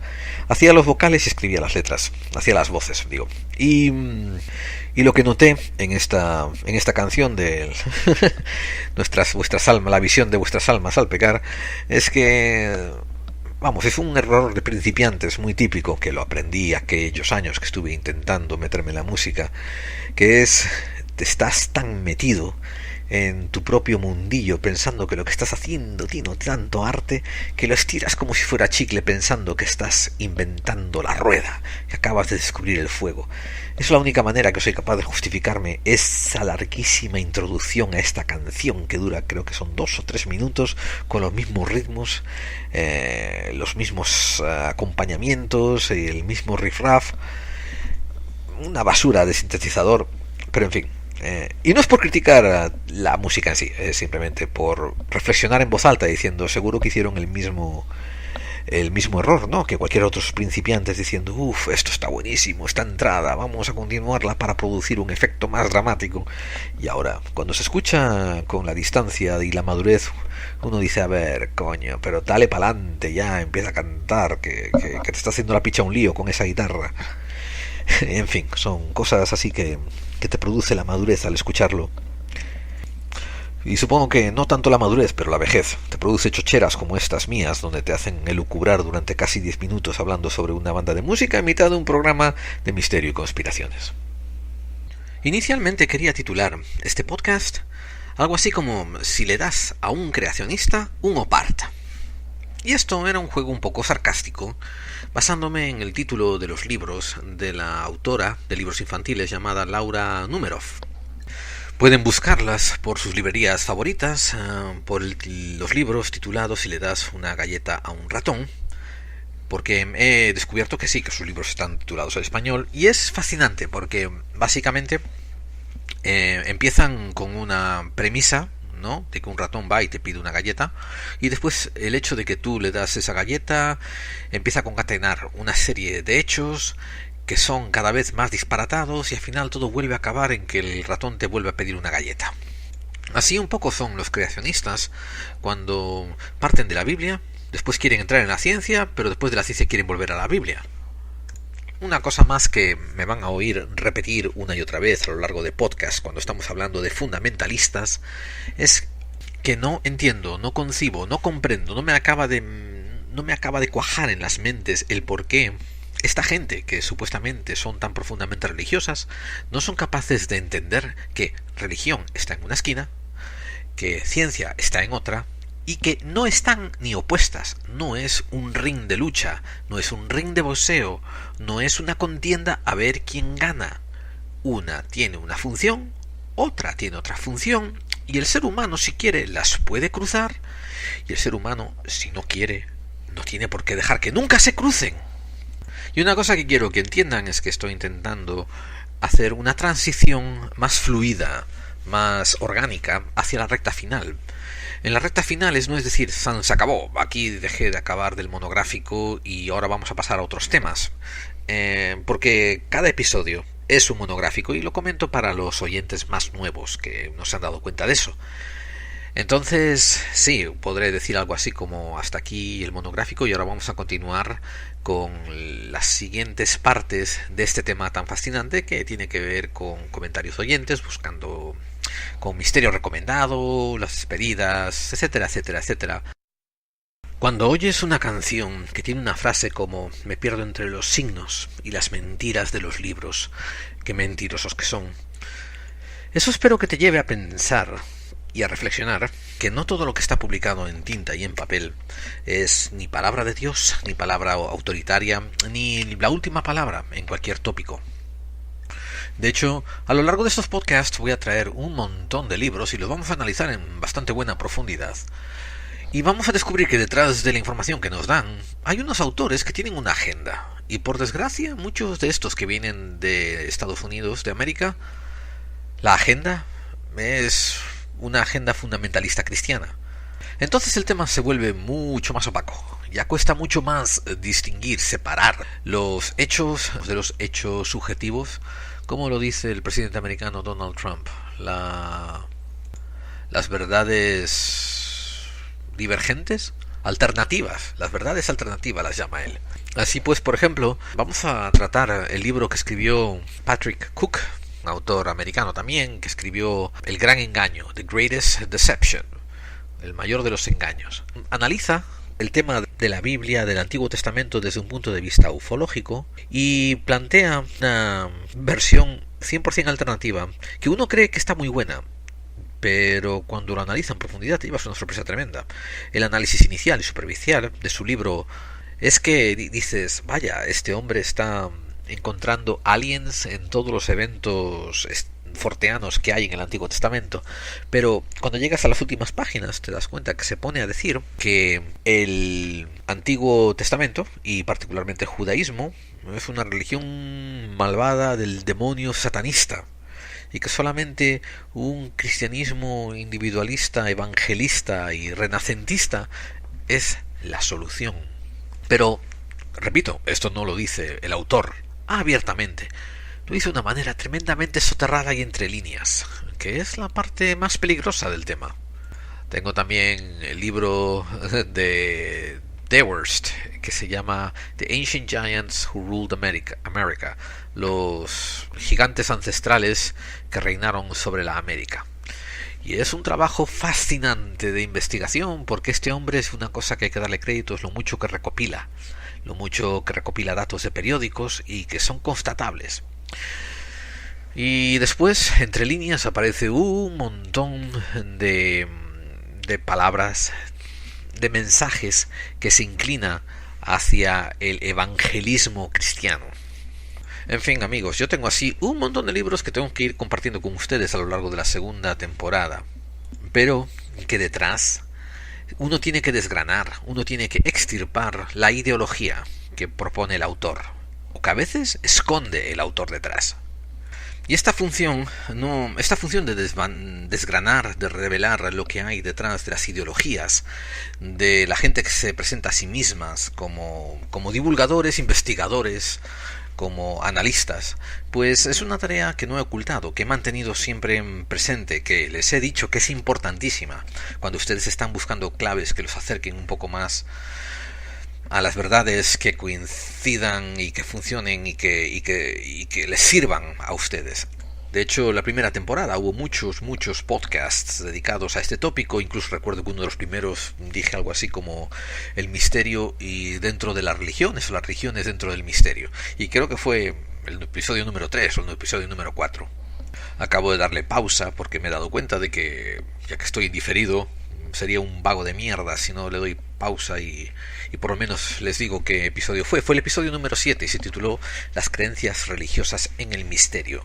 Pero, como también les he dicho antes, ahora nos estamos acercando, pasando de la conspiración ya un poco más hacia el misterio, y por tanto los podcasts venideros van a lidiar ahora con unos temas ya más tópicos, más estándar del misterio. Quiero avisarles de que el siguiente episodio, el número 48, es un podcast de Clave 45 que es pivote, es fundamental. Vamos a tratar un tema y vamos a exponer una teoría y vamos a fertilizarla, vamos a fortalecerla y darle los puntos de apoyo a esta teoría que me parece nueva, me parece un poco innovadora. Ojo, no estoy descubriendo la fisión nuclear, no estoy haciendo un descubrimiento único en los anales del misterio. Es algo que he recapacitado agarrando información de otras muchas fuentes, y en ese episodio, en el 47, en el que va a venir la semana que viene, pues voy a mencionar esas fuentes, voy a extender mis agradecimientos, voy a hacer las recomendaciones, etcétera, etcétera. Baste decir que vamos a volver a retomar un poco aquel tópico que hicimos la primera temporada sobre daimones. Repásense el episodio número 11, titulado sobre demonios y daimones, para refrescar su memoria. Y después también el episodio número 13, que a mí me pareció muy interesante, aunque a mucha gente no le cuajó, llamado El Rey Salomón, ese domador de demonios salvajes. Porque ahora vamos a cerrar el bucle. Aquí vamos a decir por qué esos podcasts y otros como los de arcontes y egregores que hice son importantes. Porque vamos a exponer una teoría que no tanto cierra puertas, sino que al contrario, nos abre las posibilidades a unos misterios aún más extraños y a analizar temas forteanos y temas de misterios desde un punto de vista un poco diferente, y que os prometo va a unir la ciencia con la filosofía, con el esoterismo. Y ojo, aclaro, ya divulgo desde aquí que ese podcast, el que va a venir la semana que viene, es una de las razones por las que se creó Clave 45, para hacer ese podcast. No pensé que iba a tardar un año en hacerlo. Y ese podcast va a encajar con este.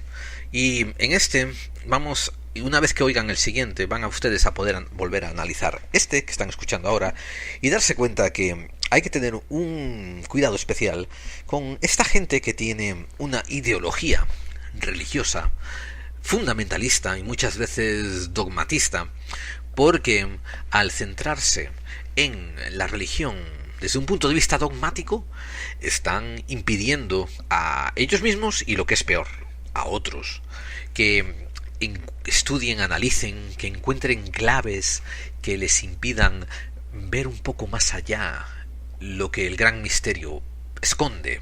Ese gran misterio que a su vez está compuesto de muchos misterios más pequeños pero igualmente asombrosos.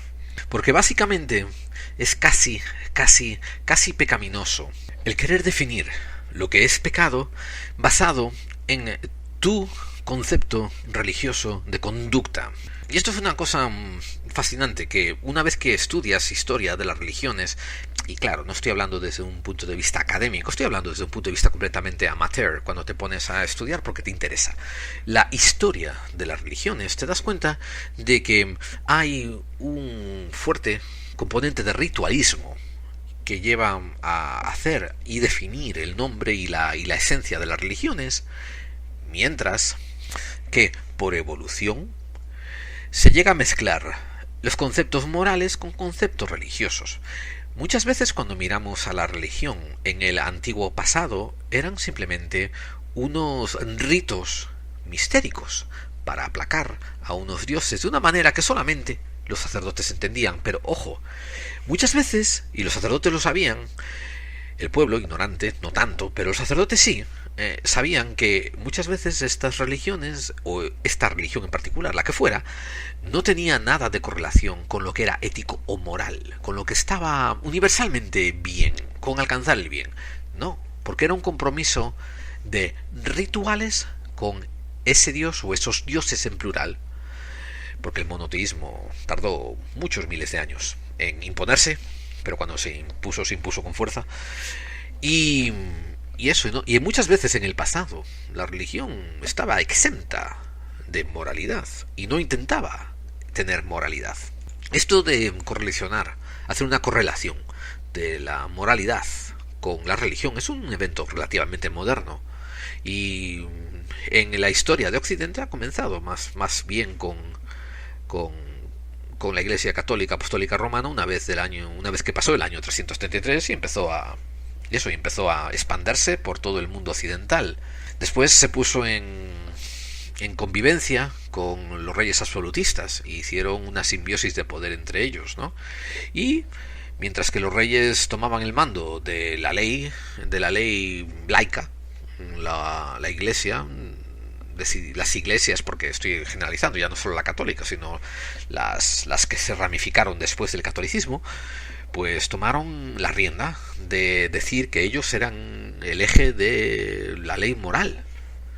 Pero en el pasado, antes de ese año famoso 330 y antes, no siempre era así, y casi nunca de hecho era así. Esto sirve para recordarles por qué opino que esta gente, por ejemplo, estos cristianos fundamentalistas, que entre ellos hay muchos grupos evangelistas, son tan peligrosos cuando se ponen a ejercer la tarea de divulgación. Yo con eso no voy a decir que todos son malos y hay que uno esconderse de todos ellos, pero sí advertiré a la gente que yo aprecio, a los buscadores de claves como ustedes, que les tengo aprecio, que sí, ejerciten mucho sentido crítico cuando agarren un libro y lean las credenciales, busquen sobre el autor, lean sobre su bagaje anterior, para así hacerse una idea de por dónde viene, cuál es su contexto cultural, y hacerse una idea de si a lo mejor está promoviendo un poco alguna ideología. Porque en la literatura norteamericana, cuando se trata incluso de OPARTs, como he estado demostrando, mucha de la literatura pues viene subyugada a valores evangélicos o valores cristianos fundamentalistas. Bien, la semana pasada, en nuestra comunidad de buscadores de claves de Facebook, pues se nos unió un par de gente más. Vamos a ver, las más recientes que se me ocurren, que vienen a la mente, es Cristina Fuentes, que dejó un saludo de bienvenida en el muro del grupo de Facebook, el grupo de buscadores de claves, diciendo gracias por aceptarme en el grupo. Y ella se decanta por ser una de esas personas que dijo que desde el principio le gustaba más el misterio y que pensaba que la conspiración era más bien cosa de conspiranoicos, pero que con el paso del tiempo ha estado analizando, ¿no?, los eventos geopolíticos, y que incluso hoy en día tiene un poco de miedo a la situación americana con ese presidente que ha sido semi-impuesto por el colegio electoral. También se nos unió Javi Martín, Carles Aguilar, Tito Albertito, Jennifer Gutiérrez desde El Salvador, muchos abrazos, Jennifer, Juan José Redondo, Antonio Gálvez, Elber Gamboa, desde Lima, Perú, saludos. En fin, mucha gente buena, mucha gente interesante, que espero que contribuyan y que estén contentos de haberse metido en el grupo. Y también quiero compartirles una carta muy interesante que me llegó a través de un método más tradicional. No fue papel y sobre. Ya sé que uno dirá, caramba, eso sí que sería tradicional. No, es el viejo correo electrónico normal de siempre. Me escribió por fin una persona que vi, creo que por Facebook. No estoy 100% seguro, pero el nombre me sonaba levemente. El nombre de Mario Delut. Bien, me escribió por correo electrónico y vamos, lo voy a compartir con ustedes porque vamos, por aquello de hacer comunidad. Comienza diciendo: muy buenas, amigo Gerald. Hace tiempo que quería escribirte para comentarte algunas cosas, sobre todo para decirte la alegría que me proporcionas que exista alguien como tú y un programa como Clave 45. No es peloteo, simplemente un chute de autoestima, el hecho de que existan personas que compartan algunos pensamientos idénticos a los míos sobre el mundo, sobre la vida, sobre la política y tantas cosas. Como mencioné antes, Es mucho el tiempo que llevo con ganas de dedicarte este rato de mi tiempo, pero la verdad es que la rancia rutina me obligaba a trabajar a diario desde 6 hasta las 2 del mediodía, y la dedicación a mi pequeño por las tardes hacen que por las noches la mente no me funcione como debería. Y quiero hacer un pequeño inciso para decir que últimamente yo he estado también metido en esta rutina. De hecho, el fallo que tuve en el episodio anterior, donde metí 2 introducciones sin darme cuenta en la edición, y algunos de ustedes se quejaron acerca de ello, pues fue parcialmente por eso, porque a veces llego a casa más quemado que la moto de un hippie. Me alegro de haber podido grabar, cuando tuve tiempo, unos monográficos por adelantado, y ahora estoy solamente haciendo las ediciones y estoy preparando las intros y los finales, y sin embargo aún así metí la pata y metí 2 intros al precio de una. Así que desde aquí mis disculpas a todos por lo del episodio pasado, y continúo con la carta de Mario Delut. Mario sigue diciendo: para que me decida a escribir esto existen muchas razones, pero para que lo haga concretamente ahora, únicamente 2. La primera, el último capítulo de entretemporada. La segunda, el episodio vivido con un psicópata del poder que jamás creí que pudiese vivir. Aunque ahora mismo no entro en el grupo de Facebook, por razones de tiempo más que nada, quiero que sepas que me encanta, lo adoro, y a sus gentes también. Adoro a Carolina Villaseca, a Susana Berros, a Esmeralda Pintor, a Domingo Naranja, a Zabala, a Esteban Zabala, a Kiko Orión y a tantos otros. Utilizo este sinónimo para mantener mi verdadero nombre por mi cuenta, y soy de esos que yo siempre recomiendo Clave 45 y El Vórtice. Como te decía, en el último programa de entretemporada me fascinó como tantos otros, pero especialmente porque ahí entraba en cierta forma mi hijo. Tengo la suerte de que mi mujer piense igual que yo en muchos aspectos. No en el misterio, que no le interesa, pero que lo respeta, pero sí en cuestiones políticas y de libertades. Piensa como yo en definitiva, y cree que las fronteras no son más que rayas pintadas por una mano interesada, y que las banderas las defienden los vendedores de trapos y de tintes. Para nosotros solo existen personas, iguales en todo el mundo, aún existiendo por medio de religión y cultura.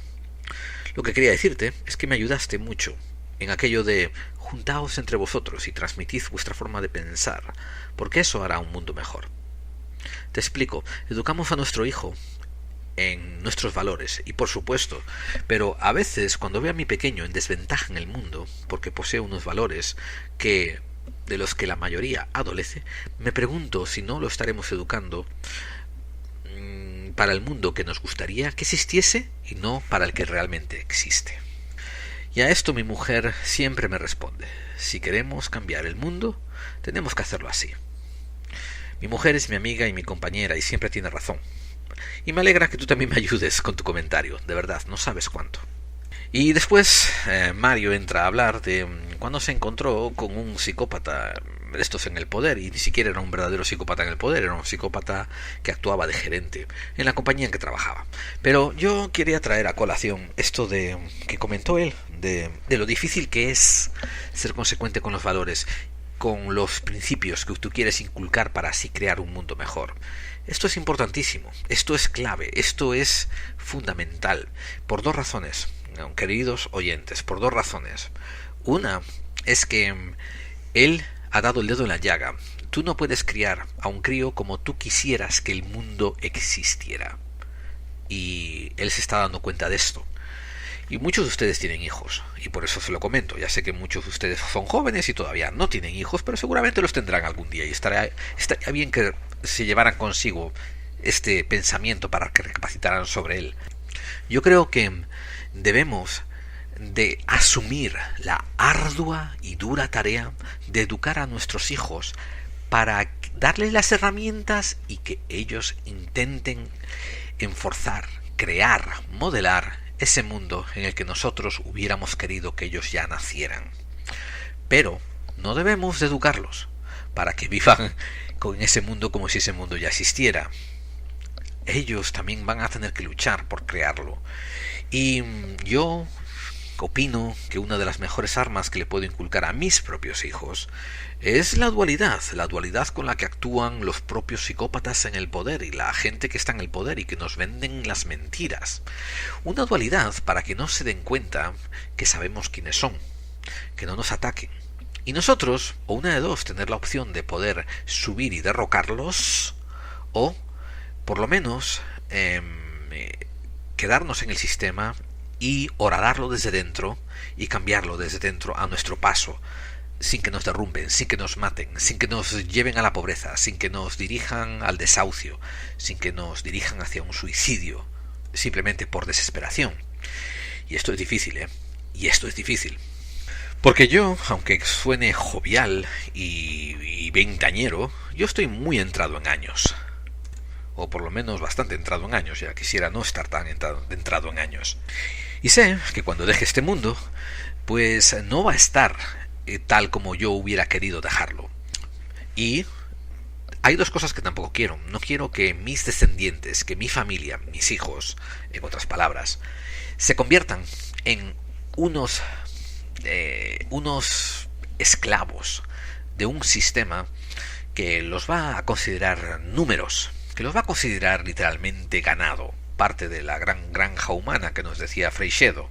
Entonces, desde pequeños, desde muy jóvenes, me toca enseñarles las armas del raciocinio, las armas del discernimiento, las armas de la sabiduría, del saber, del aprendizaje, pero siempre, siempre, siempre dándole también las herramientas de la psicología, de cómo lidiar, en primer lugar, con psicópatas que a lo mejor están en el poder o a lo mejor son gerentes del poder, pero en segundo lugar, con los estúpidos útiles que hacen las funciones de la masa del ejército de los psicópatas. Los idiotas útiles que creen que las cosas están bien, que España va bien, olé, cañí, pandereta y olé, que todo el mundo es bueno, que todo es excelente, que para qué amargarse, que piensa bien, que todo va bien, sé positivo, etcétera, etcétera, sin llamarle al pan pan y al vino vino, sin llamarle a la corrupción corrupción y a los corruptos corruptos, bandidos y traidores. Pero el hecho de que tú llegues a tener la suficiente inteligencia para descubrir cuáles son estos corruptos, estos bandidos y estos traidores, no quiere decir que tú seas estúpido. No quiere decir que tú tengas que creerte que ser héroe implica que una vez que descubres a un corrupto te pones a gritar es un corrupto, mételo en la cárcel, es un corrupto, porque así no es como funciona el mundo. Tienes que aprender las reglas del juego. Tienes que tomar tu tiempo, invertir el tiempo en aprenderte cómo funciona esto. Y después elegir cuáles van a ser tus movimientos y dejar de jugar a las damas como si fueses un simplón y empezar a jugar con los psicópatas que están en el poder al ajedrez y hacerles jugadas a sus espaldas, porque por desgracia, de frente, con honor, a pecho descubierto, no les vas a ganar. ¿Por qué? Bastante sencillo. Tiene que ver, por ejemplo, con lo que les decía a mis amigos, bueno, ni siquiera amigos, a los conocidos que tengo que son ultraconservadores, ultraderechistas aquí en los Estados Unidos, aquí en el estado de Texas, que me dicen, necesito mis armas, necesito mis pistolas para defenderme de la tiranía del gobierno, porque cuando todo se vaya al carajo, yo quiero tener mis armas para que el gobierno así no me convierta en un esclavo. Y yo me quedo mirándolos y diciendo, pero tonto del culo, el gobierno tiene armas atómicas, ¿qué coño estás haciendo tú con una pistola de 12 tiros? Ya ni por decir la de 6 tiros, ¿no? O sea, gilipolleces de gente de mente simple. O sea, esto no quiere decir que yo menosprecio a la gente que vaya armada y los argumentos de autodefenderse. No los menosprecio, pero sí los menosprecio ese argumento en particular que dicen yo lo hago para defenderme del gobierno, cuando el gobierno tiene un ejército más fuerte de todo el mundo y si lo quisiese usar contra sus propios ciudadanos, no habría pistolita de 6 tiros, ni siquiera rifle automático que te salvaría el culo. Pues ese estado simplista es el que yo aconsejo a los amigos de la verdad, de los que quieren buscar la verdad, de los buscadores de clave, los que quieren desenmascarar lo que hay detrás de todas estas patrañas y todas estos espejismos que nos imponen para mantenernos mansos. Pues les aconsejo que usen mucho juicio, mucho cuidado, que lo hagan muy despacio y sobre todo que se conserven, se preserven y se ayuden entre ellos. Y eso es la idea de Clave 45 que tuve desde el principio, de crear un cierto nivel de comunidad. Un sueño dorado que tengo es no dejar de producir estos podcasts, o sea, no llegar a 5 años o 6 años o 10 años de hacer podcast, ¿no? Y después dejarlo sin antes sin antes conseguir hacer una mesa redonda y hablar con gente que tiene un poco de idea de geopolítica sobre posibles soluciones. En fin, una gran fantasía mía. Pero como decía, muy agradecido a esta carta de Mario De Luti, como pueden darse de cuenta, ¿no? Tiene mucho que ver con la trama de Clave 45 y tiene que ver también con este episodio donde he hablado sobre fundamentalistas, porque cuando ustedes agarran y dividen las fuerzas del poder se dan cuenta de que hay un sistema jurídico en el que manipulan leyes para mantenerlos esclavizados y después hay un sistema religioso que manipulan la moral para mantenerlos esclavizados y todavía siguiendo obedientes al sistema. Después hay otros sistemas periféricos, ¿no? Tienen el sistema de la ley y el orden, que obedece al sistema jurídico, ¿no? Que es para mantener las leyes inmorales. Y esta carta tiene que ver eso, con saber cómo lidiar con las injusticias de los sistemas, y yo lo hago a correlación con estos tontos útiles que funcionan para los sistemas, como por ejemplo los fundamentalistas cristianos, los fundamentalistas musulmanes, los fundamentalistas judíos. Cualquier tipo de fundamentalista religioso para mí es una persona que podemos prescindir en esta tierra, que está ocupando demasiado espacio y absorbiendo demasiado aire y consumiendo productos y no produce nada positivo. Ustedes dirán, Dios mío, ¿qué aberración acabas de decir? No, lo digo, es mi opinión personal. No, fundamentalistas, dogmatistas no producen nada bueno, no aportan nada.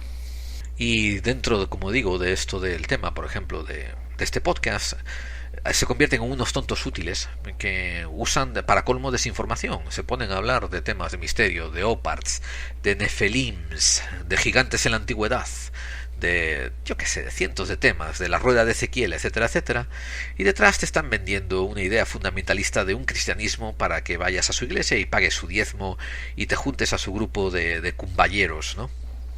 Vuestra misión debiera de siempre ser: analizad todo lo que os pongan delante y quedaros con lo que os sirva para ser mejores personas. Porque, por ejemplo, yo me quejo del catolicismo y me quejo de muchas ramas del cristianismo, pero sin embargo me he leído el Nuevo Testamento de pe a pa. Y es un libro que me encanta, y sobre todo la figura de Jesús me encanta. Es un revolucionario con el que yo me siento muy hermanado. El hecho de que agarra un látigo y empieza a zarandazos con todos los cambistas que había en el templo y los saca de allí a patadas, es mi puto héroe. Ese Jesús de Nazaret es mi ídolo. Y también es el que dice, ojo, que os mando como corderos entre lobos, así que para sobrevivir, esto lo añado yo, ¿no? Pero en el Nuevo Testamento dice, sed astutos como serpientes y humildes como palomas, mientras estéis, eso, como corderos entre lobos. Así que, como podéis ver, eso es una parte que a mí me sirve del Nuevo Testamento y la uso como herramienta y le doy este contexto que es para mejorar y para sobrevivir y para continuar adelante. Para que quedéis preparados para el siguiente episodio, os voy a recomendar, por ejemplo, el tremendo podcast que nuestro amigo Chirac García hizo en su programa Enigmas al Descubierto. Fue un programa titulado Demonología con Gabriel Wildenmar. Fue publicado el año pasado, pero está muy bien, está muy interesante.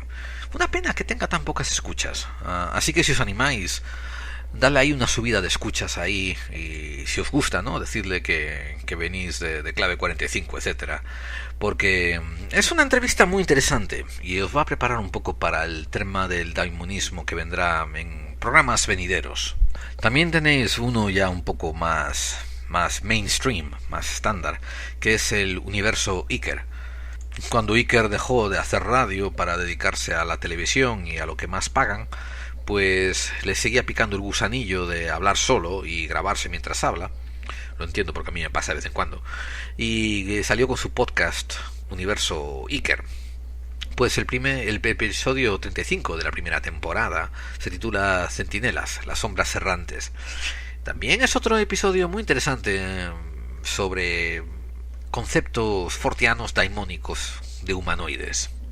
Y si queréis buscar y empezar a poneros al día sobre apariciones marianas, pues también va a estar No va a estar de más, porque es otro tema que también vamos a tratar. Nosotros tendremos un monográfico pronto sobre algunas de las apariciones marianas y cómo esto se influencia y se intercala con el forteanismo. Bueno, como dije antes, se trata de hacer un cierre de programa más orgánico, más fluido, donde se tocan diferentes tópicos y se hablan de diferentes cosas. Si a ustedes les parece que esto no está bien, pues déjenmelo saber. Escriban en el muro de Facebook, usen el correo electrónico, comuníquense conmigo, déjenmelo saber. Recuerden ese dicho que les he comentado cientos de veces, ¿no? Cuando los micrófonos se apagan, la búsqueda continúa, Clave 45 continúa en los foros de Facebook, en el foro de iVoox, en los muros de iVoox, etcétera. Hay muchos canales para ponerse en contacto con nosotros. No le voy a repetir cuáles son las vías de contacto, porque se las he dejado escritas debajo en la descripción del programa. Así que pueden hacer corta y pega de ahí si quieren.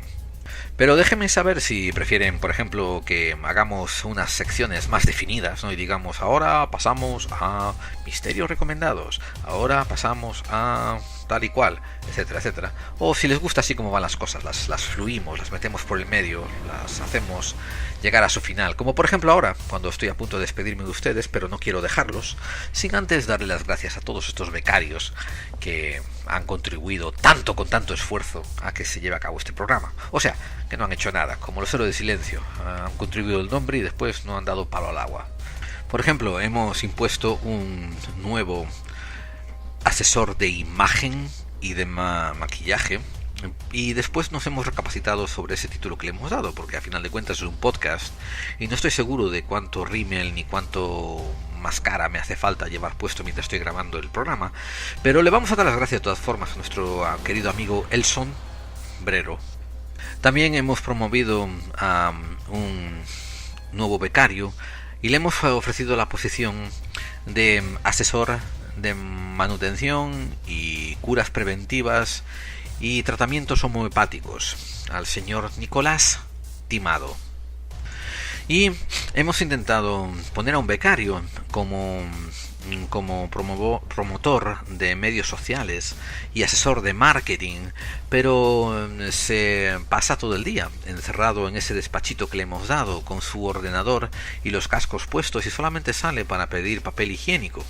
Esperemos que pronto podamos ver algunos resultados y tengamos que dejar de sacar tantas bolsas de basura llenas de papel higiénicos todos arrugados. En fin, por ahora le damos gracias y la bienvenida al señor Tomás Túrbate. Y eso es todo por ahora en cuanto a los agradecimientos a nuestros becarios. La otra gente a la que le tengo que estar agradecido es a ustedes, la audiencia, por estar conmigo semana tras semana y por darme ánimos para continuar haciendo esto, porque siempre y cuando ustedes estén ahí, yo seguiré aquí haciéndolo. Recuerden, amigos, salimos los miércoles a las 10 de la noche, hora peninsular española, por TD-LD Radio. Y también al día siguiente, el jueves, por iVoox, en este canal de siempre de iVoox. Y también tenemos el foro de buscadores de claves, tenemos el Twitter y todas esas vías de contacto que les dejo debajo del muro de iVoox. Y me despido de ustedes muy agradecidos por su tiempo. Gracias por estar ahí. Se despide de ustedes su amigo y compañero de viaje, Gerald Dean. Y los emplazo para que nos encontremos la semana siguiente en un Clave 45 que, repito, es muy importante, muy pivote, muy especial, muy fundamental para esta búsqueda que estamos haciendo. Y es una manera más de empezar a adentrarnos ya en el misterio antes de hacer el bucle y volver hacia la conspiración. En fin, nos oímos la semana que viene y sobre todo, amigos, gracias por estar ahí.